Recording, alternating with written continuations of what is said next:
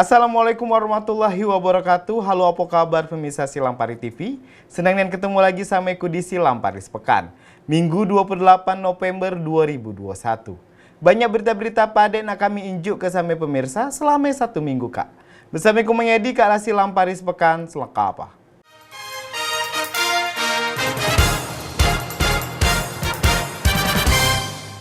Kita langsung ke berita yang pertama.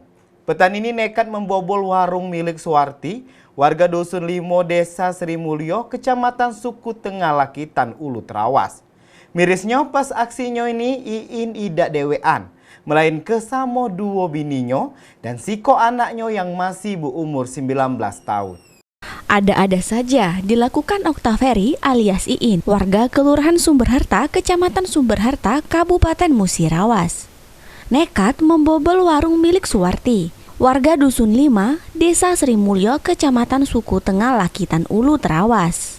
Ironisnya, dalam aksinya Iin tidak sendiri, melainkan melibatkan istri pertamanya, Lismayanti, dan istri keduanya, Agus Setiorini, serta anaknya dari istri pertama, Diki Agustian Saputra, yang sama-sama tinggal di Kelurahan Sumberharta.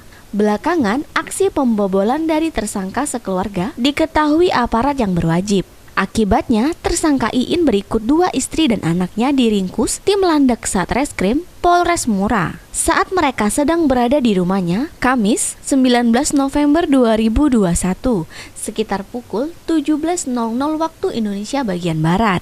Kapolres Musirawas AKBP Efranedi menjelaskan, kronologi pembobolan warung yang dilakukan tersangka sekeluarga berawal pada Jumat 8 Oktober 2021 lalu sekitar pukul 10.00 waktu Indonesia bagian Barat.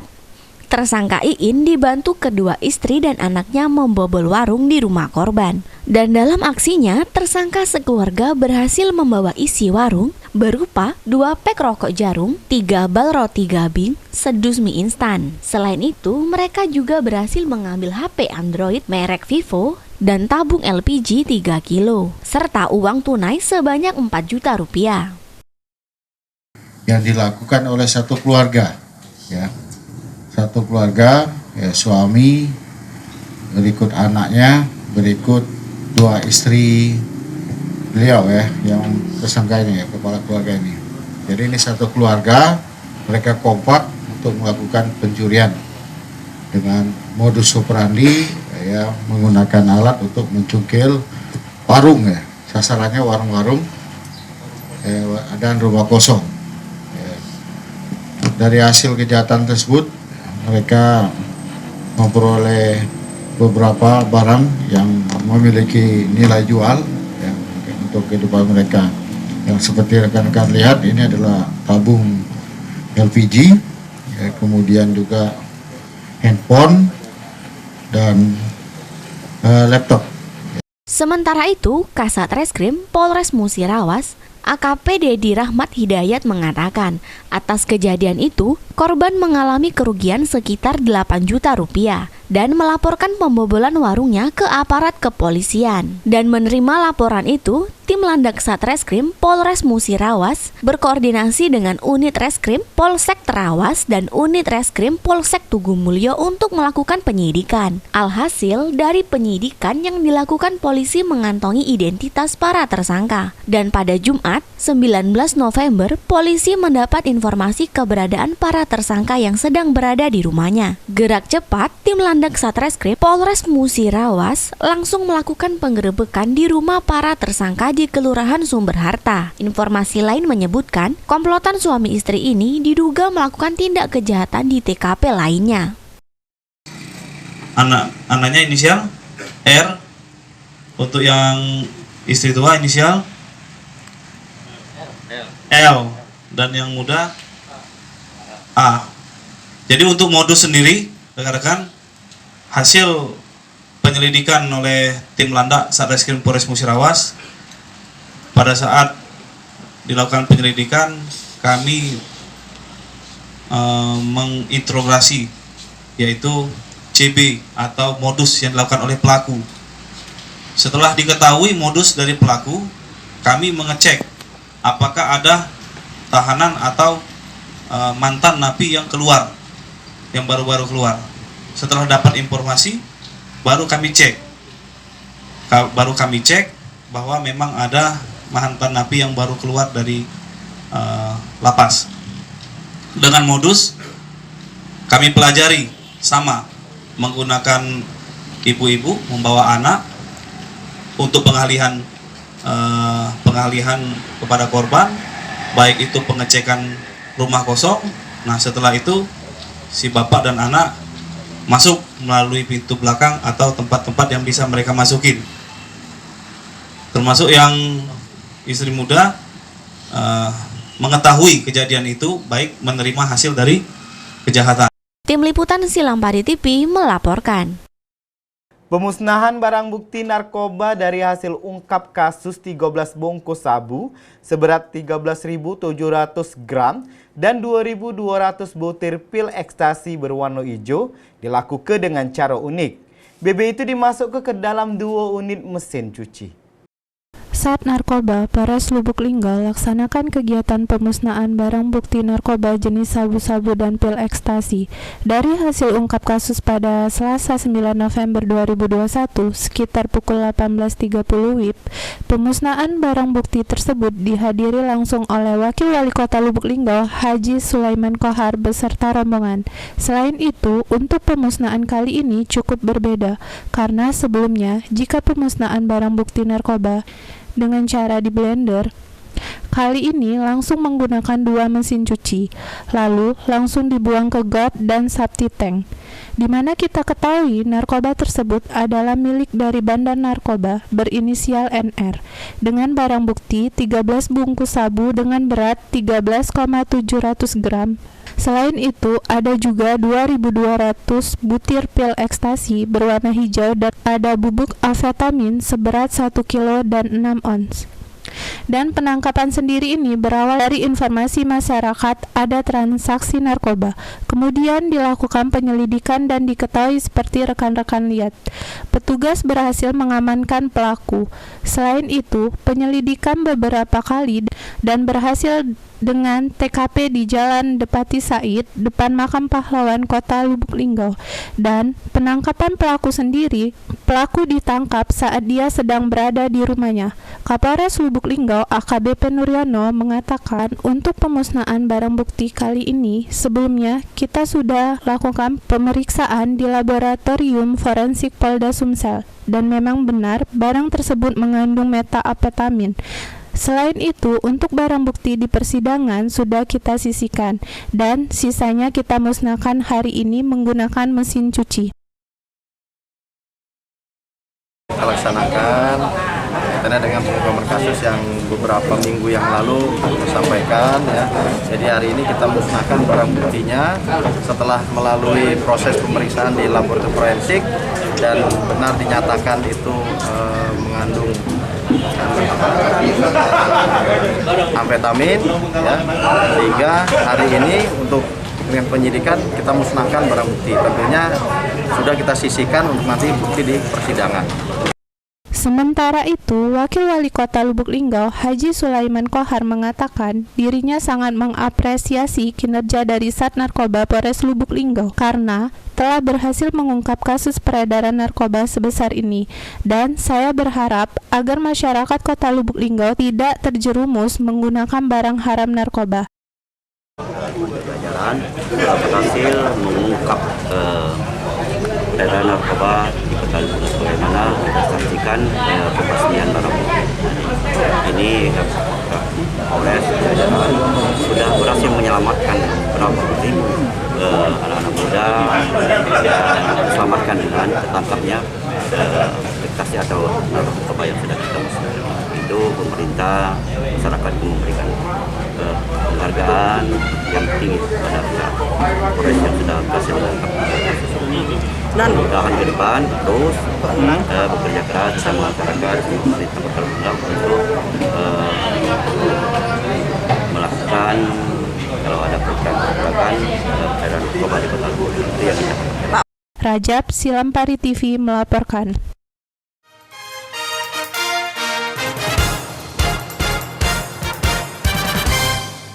Mau kasih pemirsa masih di Silampari Sepekan. Wahyu Widodo, narapidana kasus terorisme, bebas murni pada tanggal 20 November 2021. Tapi dia udah galak ngakui NKRI.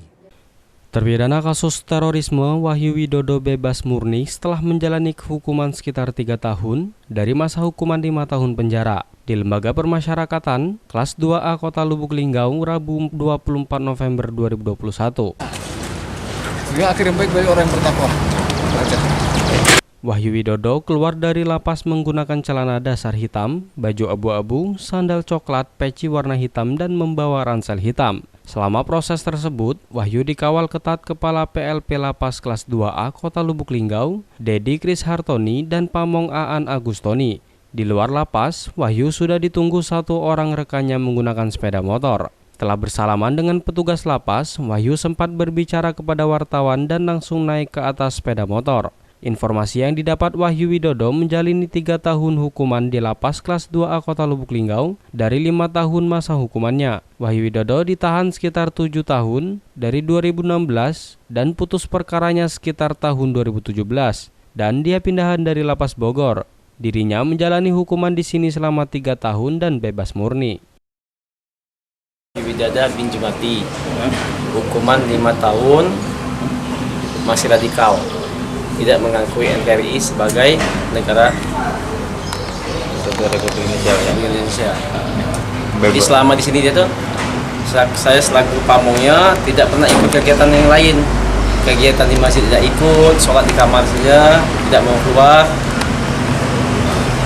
Yang ngunjungin cuma Agus tadi ya, Pak Agus Kiriawan tadi yang sering mengunjungi 1 bulan 1 kali ya. Yang mau bawa makanan, bawa minyak wanginya. Setahu saya di sini dari kasih intel Kodim mengunjungin, mau melihat atau ngobrol sama sharing sama dia sering les kontak. Mengapa tidak mengakui NKRI sebagai negara kita? Karena dia dasarnya nggak mau mengakui NKRI. Selain itu, selama menjalani hukuman, Wahyu Widodo jarang keluar kamar dan mengikuti kegiatan dalam lapas. Dia lebih memilih sholat 5 waktu dalam kamar daripada di masjid lapas. Dan dia dikunjungi hanya 1 orang setiap bulan, orang itu mengantarkan makanan dan minyak wangi. Sebelumnya ada 3 orang napi kasus terorisme yang menjalani hukuman di Lapas Kelas 2A Lubuk Linggau. Semuanya sudah bebas termasuk Wahyu Widodo. Rajab Selampari TV melaporkan. Guna meningkat ke taraf kesehatan masyarakat, Rumah Sakit Air Bunda Lubuk Linggau bekerjasama dengan UPT Puskesmas Muara Kati mengadu ke bakti sosial pemeriksaan kesehatan gratis bagi masyarakat Desa Muara Kati dan sekitarnya hari Rabu pagi.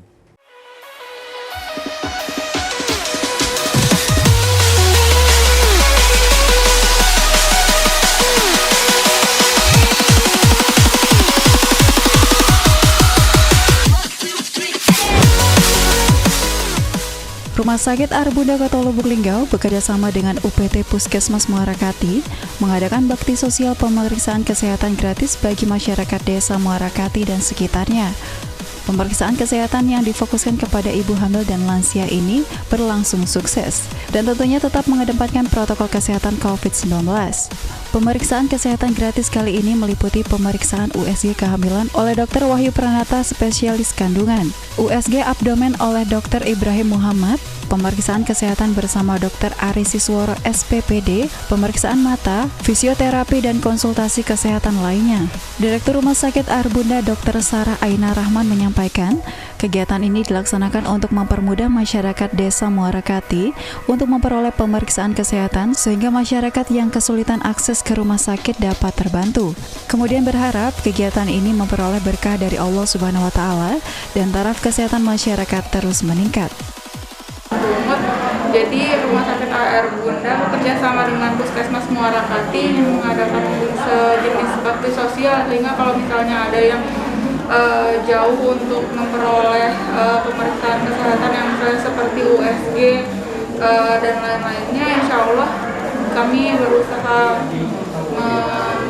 mempermudah untuk pemeriksaan, jadi tidak perlu jauh-jauh yang kesulitan aksesnya seperti itu atau ongkosnya kurang kan nanti kalau misalnya ke sini kan lumayan terbantu.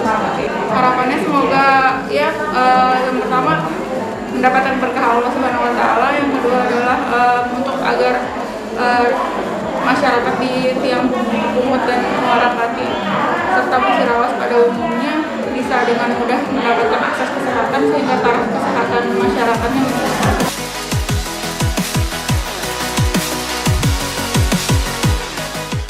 Kepala UPT Puskesmas Muara Kati Dewi Sumarni menyampaikan ucapan terima kasih kepada Rumah Sakit Arbunda atas kunjungan ini dan ini merupakan kunjungan pertama dari rumah sakit. Ada kerjasamanya Arbunda dengan Puskesmas Muara Kati karena kami terus terang baru sekali ini dikunjungi oleh dokter dari Arbunda, padahal kami rujukan ke Arbunda.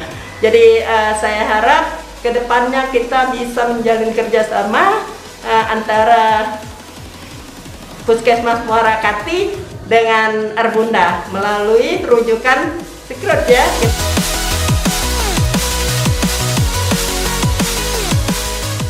Sementara itu, Dr. Paramita mewakili KUPT Puskesmas Muara Kati menyampaikan rasa syukur atas kunjungan dari Rumah Sakit Arbunda dan dengan adanya kegiatan ini sangat bermanfaat bagi masyarakat Muara Kati dan berharap kegiatan ini dapat berlanjut dan dapat dijadikan agenda tahunan di UPT Puskesmas Muara Kati. Oh ya, alhamdulillah bersyukur sekali ini pertama kali sih dari Rumah Sakit Arbunda ke puskesmas kami.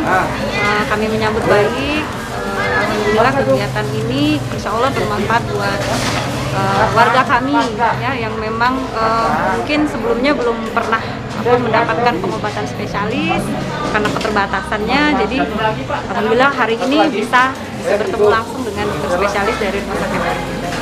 Harapannya sih supaya kegiatan ini, silaturahmi ini bisa terus berlanjut, mungkin rutin tiap tahun mungkin, jadi silaturahmi lebih dekat. Terus memang masyarakat kami yang terutama memang yang terbatas belum bisa ke rumah sakit itu bisa konsultasi langsung dengan dokter spesialis.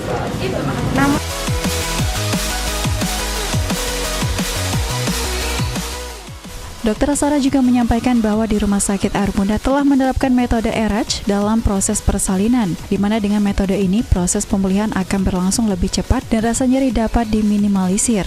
Dan setiap persalinan yang dilakukan di Rumah Sakit Arbunda telah mendapatkan free photoshoot dan tes pendengaran bayi. Ini metode baru pasca operasi, jadi dia sebelum dan saat operasi dan sesudah operasi, jadi dia mempercepat mobilisasi dan pemulihan. Jadi bisa 15 menit sesudah operasi kita udah bisa duduk sendiri. Nah nanti 6 jam udah bisa kita bergerak-gerak seperti biasa. Nanti 24 jam sesudah operasi kita bisa pulang gitu. Jadinya kita kan pemulihannya akan lebih cepat, sama rasa nyerinya bisa dikurangi. Bukannya menghilang, ya namanya operasi nggak mungkin hilang sama sekali nyerinya, namanya juga kita di lukanya kan lumayan dalam kan, tapi bisa diminimalisasi. Bunda juga free photoshoot sudah melahirkan, udah ada lagi. Terus kalau OAE sampai sekarang semua pasien kami OAE, jadi pemeriksaan telinga, screening pemeriksaan telinga. Nanti kalau misalnya ternyata ada permasalahan di OAE-nya, untuk pemeriksaan lebih lanjut nggak usah jauh-jauh lagi kemana-mana, ada BERA di rumah sakit sama seperti itu. Rumah Sakit Arbunda Kota Lubuk Linggau terus melakukan peningkatan pelayanan maupun fasilitas kesehatan. Saat ini Rumah Sakit Arbunda telah memiliki total 278 tempat tidur yang terdiri dari kelas 1, 2, 3, VIP, VVIP hingga Presiden Suite. Serta telah dilengkapi dengan HEPA filter di seluruh ruangan yang berfungsi untuk membasmi virus dan memurnikan udara hingga 99,97%. Patria Perdana, Selampari TV melaporkan. Pemirsa, berita tadi Kak sekaligus nutup ke Silang Paris Pekan Minggu Kak. Tonton terus Silang Paris Pekan setiap ahai minggu di jam yang sama. Ku Mangyadi bersama kru yang begawe mohon pamit. Wassalamualaikum warahmatullahi wabarakatuh. Silang Paris TV punya kita gale.